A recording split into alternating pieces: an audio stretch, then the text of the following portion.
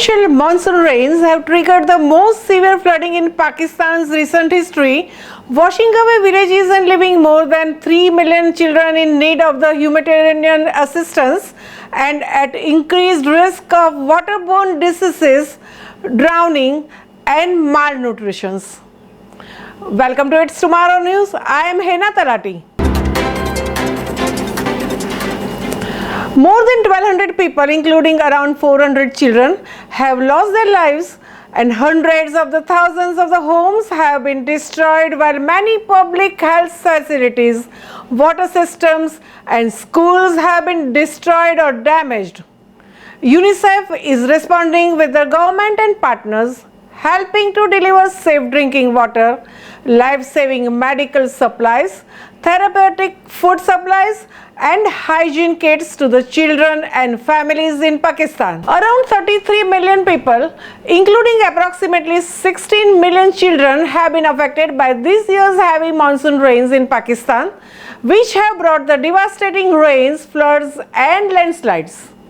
Some major rivers have breached their banks and dams have overflowed, destroying homes, farms and critical infrastructure including roads, bridges, schools, hospitals and public health services.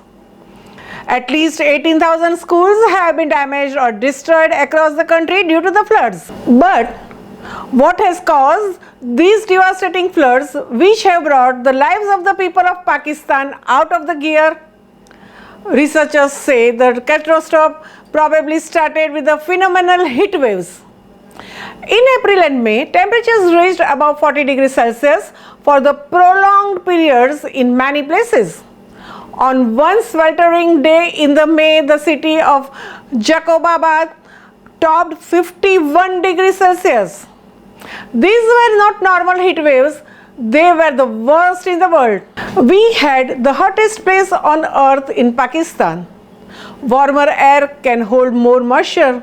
So meteorologists warned earlier this year that the extreme temperatures would probably result in above normal levels of the rain during the country's monsoon season from July to September, said a weather sources engineer at the Global Change Impact Studies Center in Islamabad.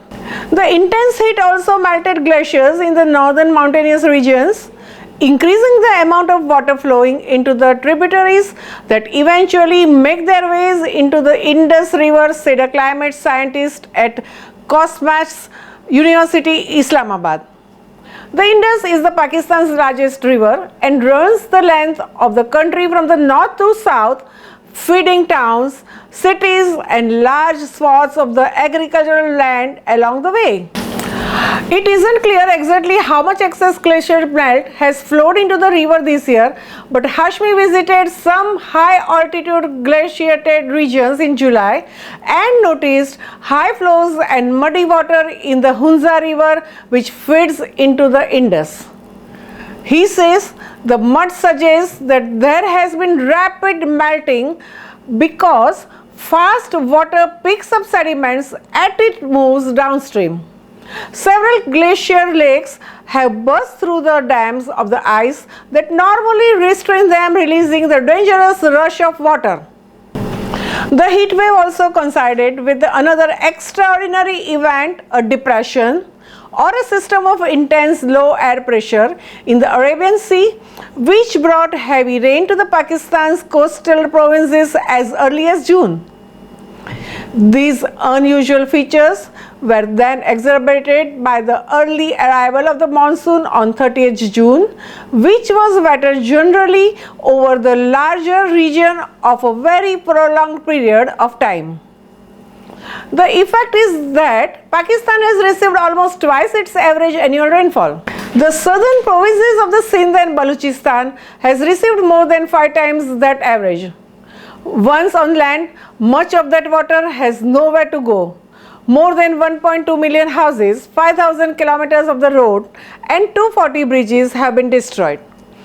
In Sindh, an elongated lake has formed, tens of kilometers wide, and more water will continue to pour into it. Some weather agencies have also predicted that the ongoing La Nina climate event, a phenomenon that is typically associated with the stronger monsoon conditions in India and Pakistan, will continue until the end of the year. It's not a super strong link, but it probably is playing a role in enhancing the rainfall.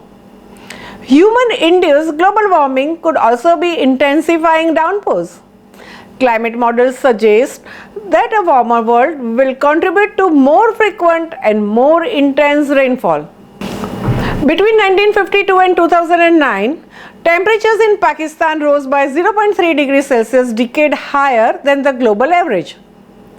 Researchers and public officials also say that other factors have probably added to the devastation, including an ineffective early warning system for the floods, poor disaster management, political instability, and unregulated urban development.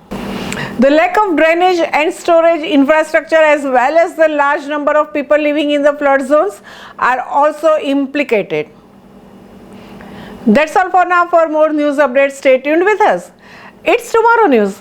For more global weather updates and documentaries like this, subscribe our channel and hit the bell icon for regular updates.